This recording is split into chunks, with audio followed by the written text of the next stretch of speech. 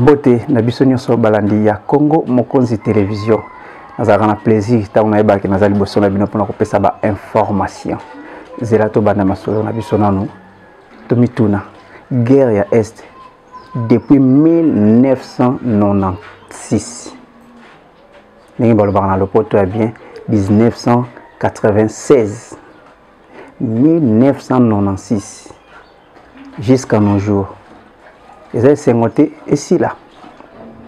Ils ont sengoté ici là. Ils ont sengoté est bazo kimia.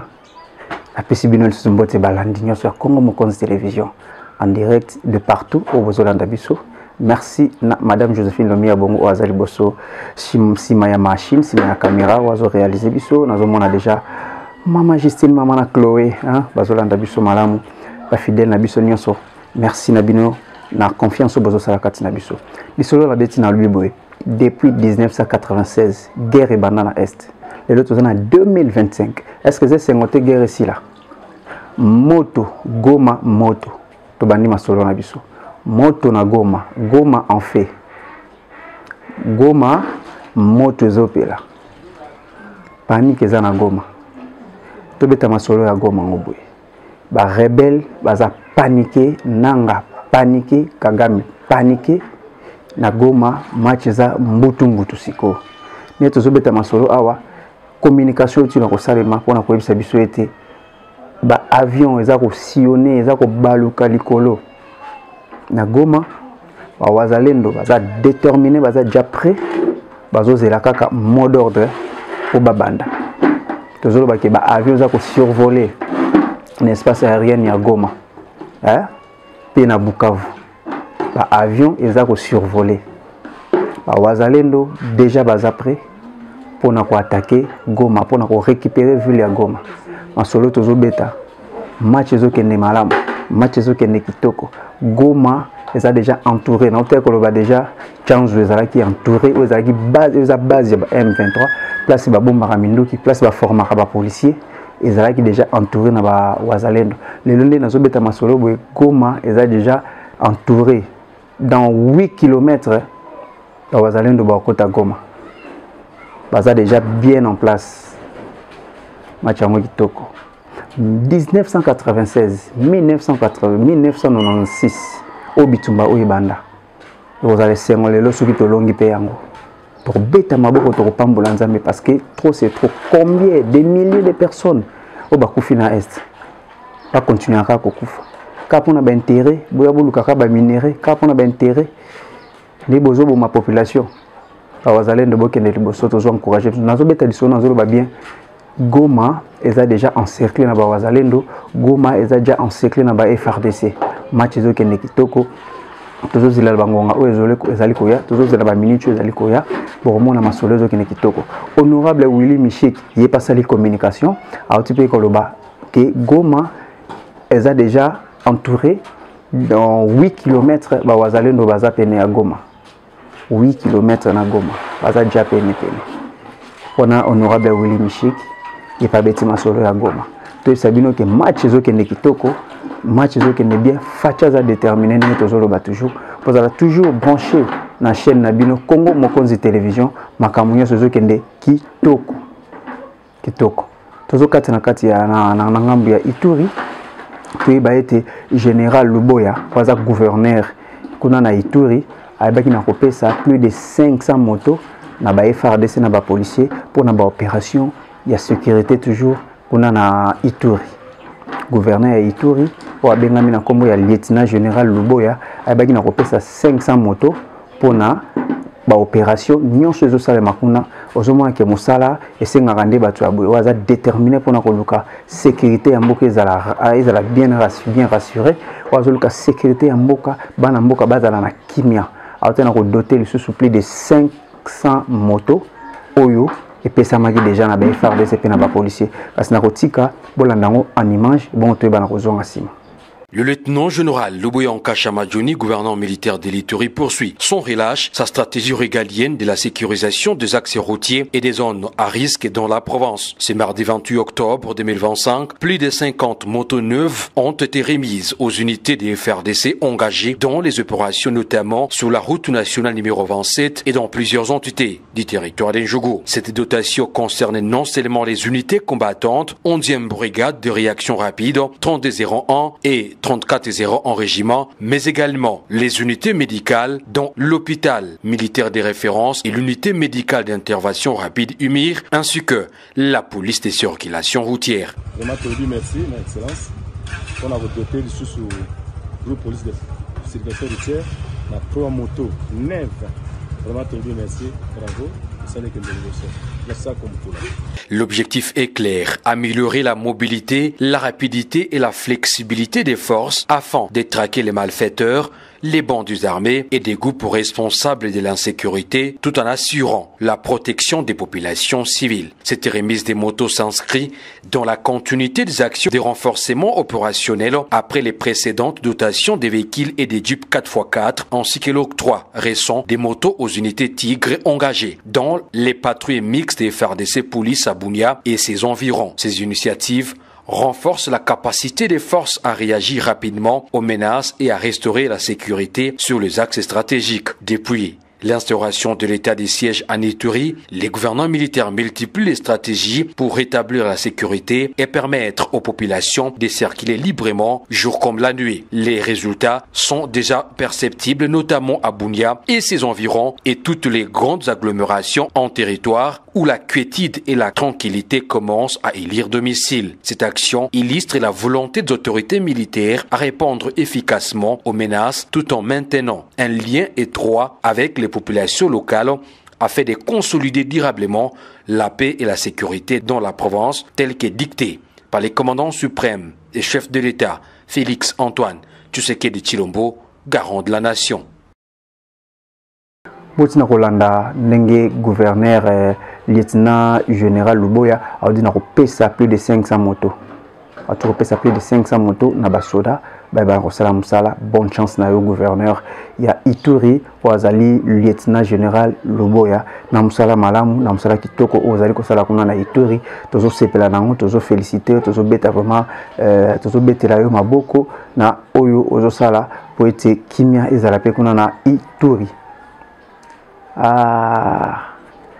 Ninge tolobaki na utako banana lobiki fe moto ezopela na Goma ndeko moloto azobetela biso masolo ya Goma azobetela biso masolo ya ba M23 o ba betani masasi ba M23 ba mi beti masasi entre eux o ya beti muninga masasi moto zopela kuna na ngambo banguna bakomi ko bomana banguna bango bakomi ko betala masasi banguna bango M23 ba betani masasi azopesa biso masolo ya Washington et comme na niveau nini azopesa biso pe lisusu masolo ya message au monseigneur Fidolin ambongo aibaki na kosala to ebite message wana alobi na communication na alobi to sangana na biso na biso to tikana na makambo ya Rwanda to tikana na makambo ya nini kasi na kopesa ba détail wana te parce que ndeko moloto azana ba détail oazo pesa biso na tikinyo bolanda ba détail vraiment eza ya mulai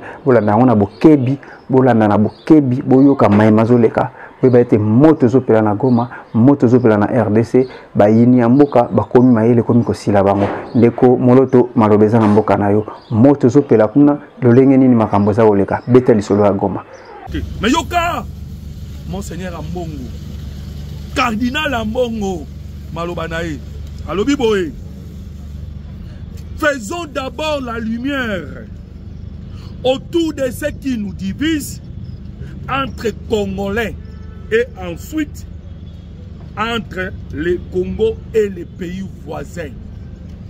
Ambongo alobi totikana makambo ba Rwanda ba Uganda mais tout ça na nous lumière na kati ya conflit entre les Congolais. Bongo après tokoya kotala makambo ba voisin. A vous les claviers bandeko ba Congolais boye bisa biso. Oyebike ngai avi na ngeza boye na regretter. Pourquoi? Sans City 1 balobaki ke conflit eza biso na biso ezalaki Rwanda te donc tobeta Rwanda kara tosala 1+4 mais guerre esila te kaka ntango moke CNDP botami oyebi ke ezalaka AFDEL ekomi RCD ntango tosali ka San City elongo RCD ekomi mama o CNDP. Pourquoi? Parce que balobaki makambo eza biso biso ba Congolais mais tobosana histoire te. Il y a des vidéos, je ne cesse de le dire. Nana ba vidéo, il y a des documents totanga, il y a Charles Onana. On va expliquer les causes qu'on profond. Il y a conflit dans l'Est, il y a mort cannabis au Congo. C'est le pillage des minéraux par les multinationales. Oyo bayaki sima ya Rwanda na Uganda. Alors bandeko, nous dire que tout ça là nous lumière pour na makambo etali la République démocratique du Congo, entre nous les Congolais, Totika Paul Kagame, c'est en d'autres façons dire que tout cela nous n'a pas M23 AFC. Pourquoi? Parce qu'ils se disent qu'ils sont Congolais. On a regretté. Mais au cas où maman est comme n'a pas été là-haut du solo. Ndenge ba M23 va se tirer. Ma sas mi balé na makolo. Awa to koloba et sangé kotimayi. Awa to koloba trouvé na Rwanda. Pourquoi? Parce que binomoko boyebi processus de Rwanda avec Joao Lorenzo et kendaki ko beba na point nini et beba ki na point nyonso salamaki le président Tshisekedi Kutu avait témoigné que 98% déjà salamaki. Alors na 98% o salamaki et beba ki kaka pona signature ya suka o signaki le 2 président bakutana. Si je ne me trompe pas, ils ont le 15 novembre 2024. Bandeko, Aouato Koloba, bloc. Je viens de vous donner les dates. Vous allez la date, il y a 21 au 31 octobre. Oh, c'est l'application de l'accord de Washington. Baye FARDC Nabiso. Zala moi mke na kimia ndeko Congolais parce que na ko betelo li solo ya frappe sous ngalo lelo frappe betami lelo na walikale ya beta li solo nango mais yo kana nous ma solo na ko betela yo sur les processus de Washington bandeko awa to koloba ba yo veto mbeti masasi mbali na makolo masasa ngo eza nini le M23 bandeko baloba kike basenga ki libération ba prisonnier. Libération ba prisonnier basenga ki ezakinde pour que va piéger gouvernement Kinshasa. Tous les Congolais alobaki na mokonza mboka. Ceux qui bokangi ba prisonnier bobo mabango. Bandeko, mais awa to ko beta masolo, le président Tshisekedi n'a pas donné l'ordre de baboma. Et pourtant tous les prisonniers, des officiers rwandais, des M23, tout naba auto ko benga ba mercenaires kenyens, français, polonais, bandeko. Oh non, so ba kanga ki bango sur les lignes de front parce qu'il y a des polonais, des français, bazaki na ligne de front. Nyon so ba kanga ka bango bazali en bonne santé dans nos prisons. Et maintenant, les M23 va tomber dans le piège. Kagame lokola mesana koboma, ba prisonniers oyo kanga ka ba FARDC na biso, ba policiers na biso. Nos frères congolais, à Zoua Bango, nyonso akenda na bango, à boma.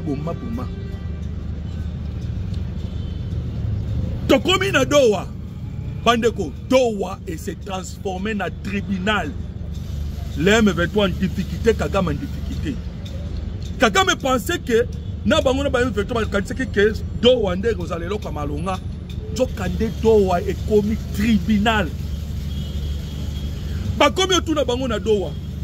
Pourquoi? Parce que le gouvernement congolais a même qui nyonso ba photo, ba vidéo, ba document ya ba human rights, ba document ya ba expert ya renseignement ya Nations Unies, tous les documents, les photos de nos FARDC, les photos de nos policiers parce que bango nyonso c'est documenté ba tiena mesa. Bon, wabi bandeko oyo. Au total 4000. Les M23 va méliper. Alors, comprenez que le président Tshisekedi a le processus, il y a loin de comment qui n'en a tout ça. Tout comme Awa Makamino Cécilie. Et quand le 13 est signé. Mais déjà les M23, ils allaient le la balle. Oh, ils ont beaucoup Paul Kagame. Kagame, pour il faut d'abord du solo M23 pour qu'il y ait des signé à Washington. Mais le solo on a M23 dans le moment où les M23 va tirer Massa Simi Balé. Ça, ça dit bosso, ils allaient bazo kopé sa biso ba prisonnier na bisoté. Et pourtant, bango bazali tolakisi le représentant à Baï Croix-Rouge. Pourtant là, on va réclamer avec leur liste bango yé. Croix-Rouge, kende peut pas na bango, bala kisayo, ba FADC bazar wap. Bandeko, licence na lokolo. Cloué. Deuxième erreur, il y a M23 na outou soké, bami beti masas na makolo. Et sangana bango ekoti mai. Deuxième ezali nini, ezali l'erreur qu'ils ont commis d'aller piller les mines. Il y a Tanguy Zamini, il y a des Chinois. Alors, 500 kilos d'or pillés. Vous voyez que les multinationales, oignon, ça va tchakambon, on a Tanguy Zamini en colère. En colère, bandeko ba congolais.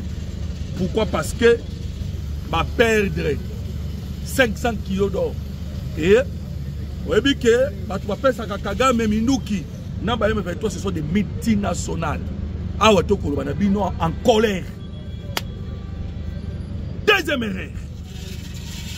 Pourquoi? Parce que Bango Seigneur va maintenir une bonne relation. Voilà pourquoi les multinationales va faire une intervention à Tshisekedi. Pour que Tshisekedi ait le dossier. Et le président de la République a dit Bango. Vous avez commis l'erreur. Erreur à mouné de vous commettre les anini. Vous êtes parti au Leboya Kokota na grande porte. Bino Boke Kokota na petite porte. Et la petite porte au Bino Bokoti est allée dans la rébellion. Alors le gouvernement congolais Kendaki Bandeko a frappé selon les journalistes. Il y a une investigation. Balobike, Betami du 15 au 23. Et toutes les installations, il y a 3 Twangiz à mining en poussière à Wadokoloba. 150 Rwandais, Bazalaki na 4, des ingénieurs et des techniciens. Oh, Bazalaki wana pour essayer de faire ceci. Bande collé M23, Bako nié, Bako lela, vous sentez que Bazou coup.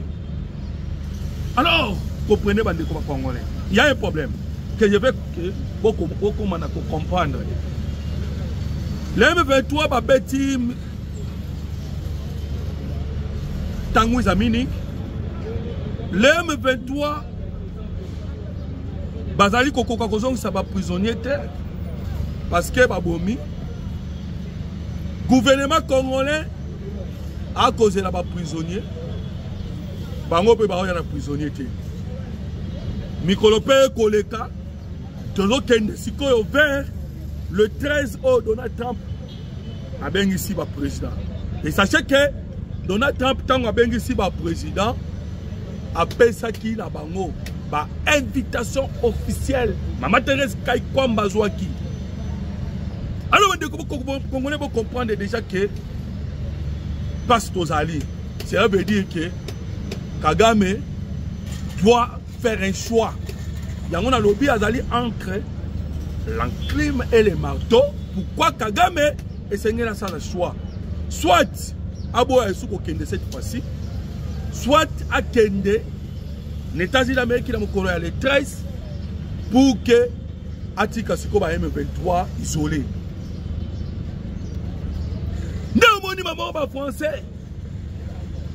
Pour ne pas créer diversion, Emmanuel Macron a continué qu'on est à les 30 euros. Il a diversion. Gagnant nous Macron. Oh, 20 millions qu'on ressuscité sur le Congolais. Au lieu que Macron a commettre en application l'accord de Washington, où Amérique a injecté fiance puisqu'il est membre permanent, il y a Conseil de sécurité. On va y français, la résolution 2773. Emmanuel Macron, aux conférences, Bandeko, la conférence soit salami belé na mboka oyo. Et salamana ba Uganda, et salamana ba Kenya, et salamana ba Afrique du Sud, na Gabon, na Tanzanie, et portable sur l'autre côté. Et ça ba diversion. La solution, il faut faire la pression à Rwanda à retirer les militaires dans un sol congolais. Et c'est ce que doivent faire les Français. Le président Tshisekedi, Bandeko, je vous invite encore une fois de plus par vos commentaires. Boyebisa le président Tshisekedi a kendete. Toyebisa Mokozamboka kendete a boycotté yango. Ou, étant diplomate, le président Tshisekedi a coquille simplement partir demain à Tindi à Tamwa Mokoya envoyé spécial. Pourquoi? Parce que Paul Kagame déjà se pointe à partir. Kagame a aligné Kende Makamba Macron pour qui Mamakamouya Donald Trump. Ah, c'est ce que nous sommes en train de constater. Comme on dit Kagame a Kima États-Unis d'Amérique à que France. Président, oui, Macron a humilié qui Congo Mopimba a saboté qui nomme 15 millions de morts lors du sommet à francophonie.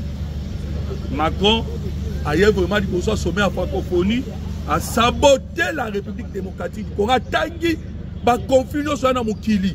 To komi na conflit o la République démocratique du Congo. Macron a beaucoup tanga. Comprenez hein? Pourquoi il avait fait cela? Parce que pour Macron guerre exaltée na SARDC. C'est ça. Dans la qui au nom conférence pour l'Est de la République démocratique du Congo, l'enfant de Kivu, patati patata. Oh, Babountseki n'a même pas fallu, n'a pas moussous. Babountseki bango, n'a pas Gims.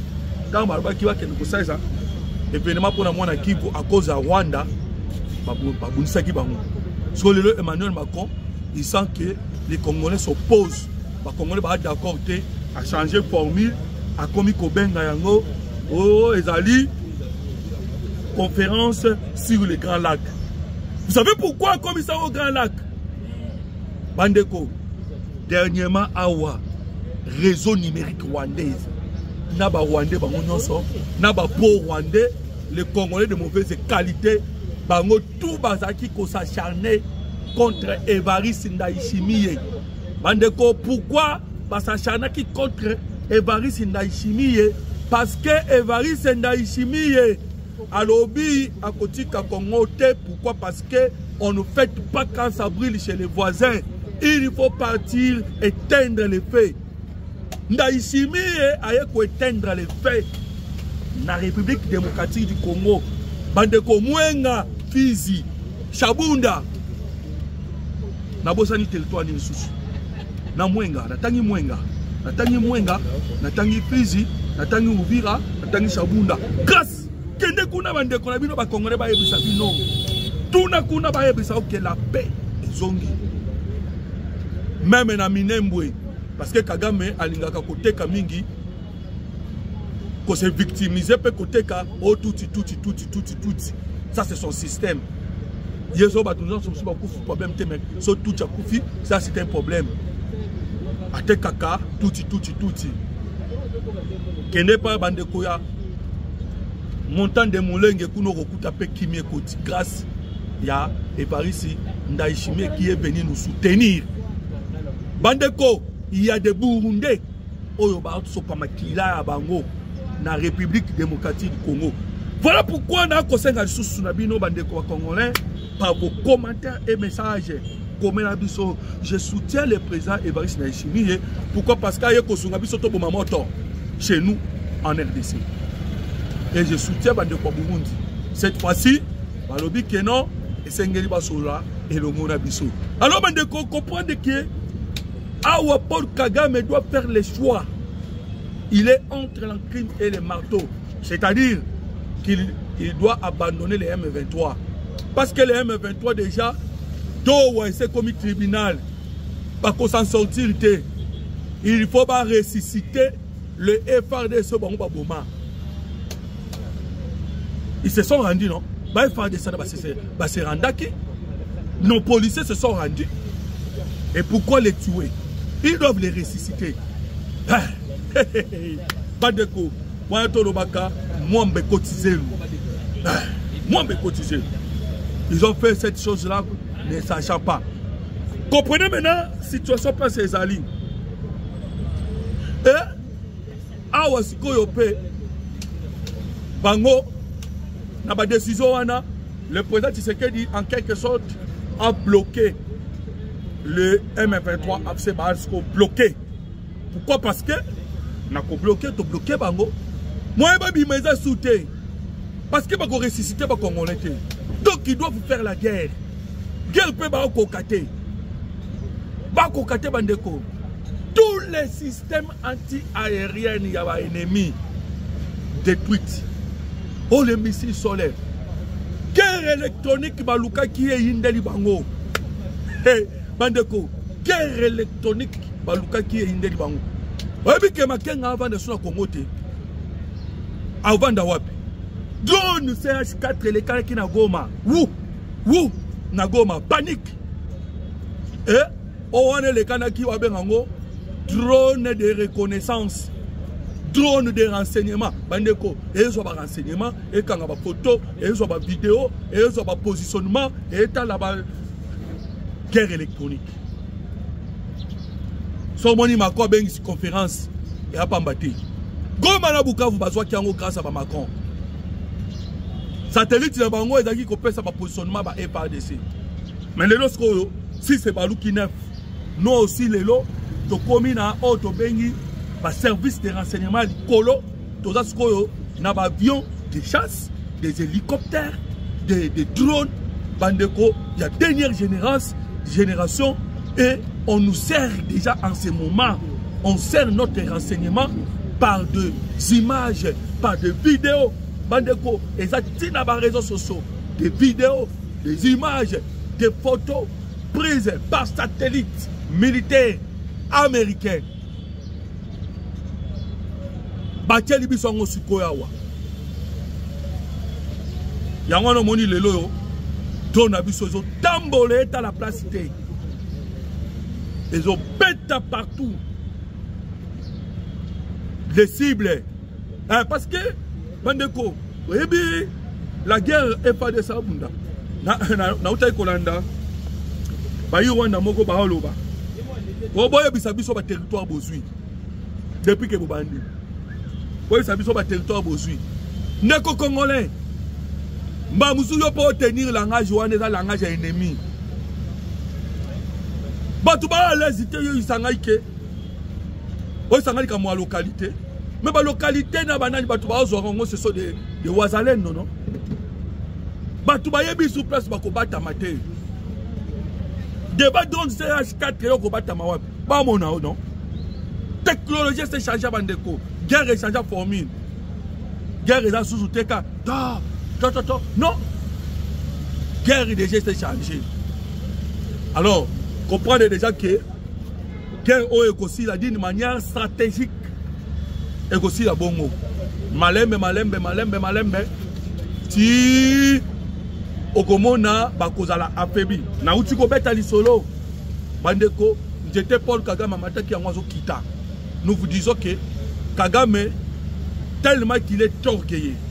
Parce que il a commencé à recevoir les formations. Et pas abahi américain. Ou en 1981. Qu'ils ont commencé la guerre et l'ongona, Monsieur Museveni. Parce que la guerre et l'ongo bazui pouvoir na Ouganda. Parce que la guerre et l'ongo bazui pouvoir na Rwanda. Parce que la guerre et l'ongo bazui pouvoir na Congo. Parce que James Kabarebe, ils voulaient simplement remplacer, ils ont remplacé Hippolyte Kanambe. Parce que Moussa a oumé quitté.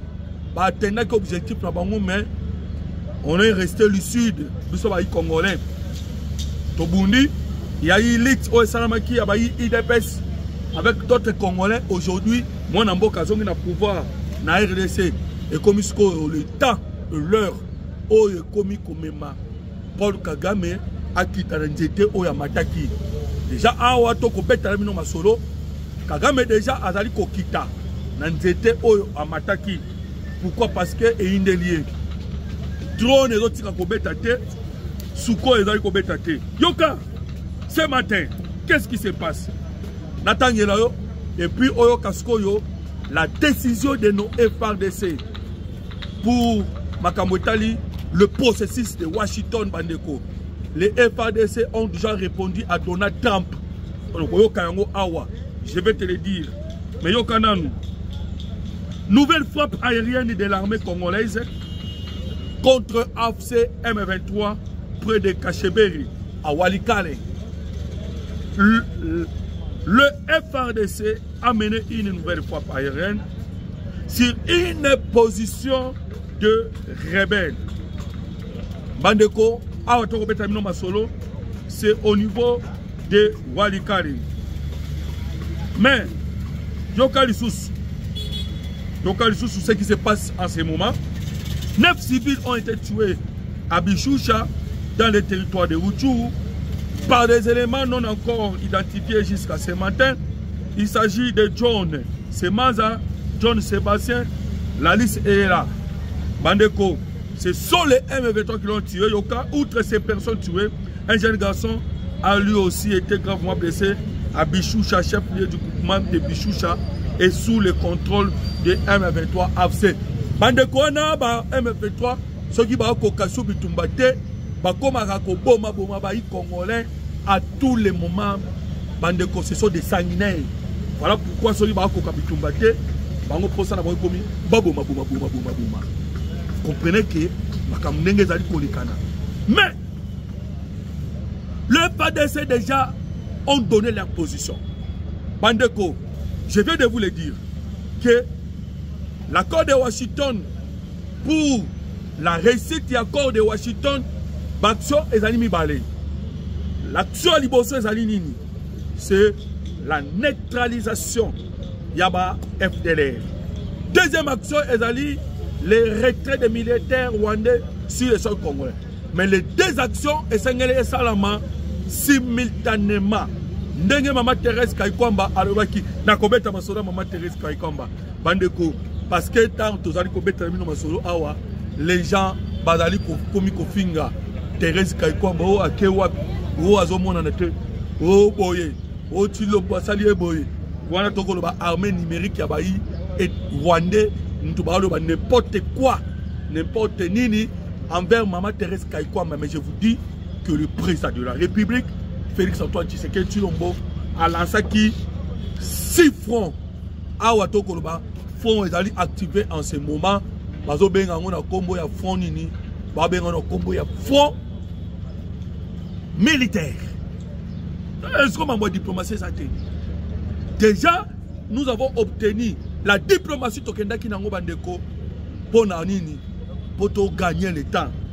Comme je vous l'ai dit que Paul Kagame a une formation des États-Unis d'Amérique. A une formation, il y a forum shopping. Forum shopping, et ça, la Kisinini, gagner du temps. Nous aussi, nous avons gagné du temps. Après la défaite, il y a Goma et Bukavu. Tu bêtis bango forum shopping. Oh, il y a bêta, tu bêtis. Tu gagnes le temps. Paul Kagame batani ça est talk and fight en anglais. Et là ici dialogue combattant. Yango na pe to sala. To ke ko so na doa ko to bunda. Dialogue combattant. Batani ça Paul Kagame false flag. Yango sale la ka. Batani ça Paul Kagame. Bande ko congolais batani ça Paul Kagame. Na bosa ni moko ya formation wana na webiso yango. Les alliés n'ont la diplomatie. Cette formation, Mokozamboka, et Koya on a koye bisayo. Mokozamboka peut pratiquer en haut. Alors, formation on a les alliés, ça la influence diplomatique. Voilà pourquoi Paul Kagame, il est en Allemagne avec les bailleurs des minutes, il est en Paris Saint-Germain, tout ça pour que avoir l'influence des décisions. Alors, Ndeko Oye bien rappeler on a commenté. Mais avant là, c'est cette émission, on a créé une formation. Alors, vous comprenez que le président a compris, parce que pour nous combattre Moutou, il faut y avoir nature, ben habitumanaï. Nous avons dit ce qu'on a FARDC. Le FARDC a commis déjà 2 communiqués sur le processus de Washington. Pourquoi? De notre part, et c'est la neutralisation de la FDLR. Alors, pour la neutralisation de la FDLR, la responsabilité est là qui n'est pas à FARDC. Voilà pourquoi les FARDC va commettre premier communiqué. Dans le premier communiqué, on va commettre boye tous les FDLR face à Zali, Abima, Agade Komitika, et pas Yabanani, Yaba Monisco, ton n'est pas armée congolaise.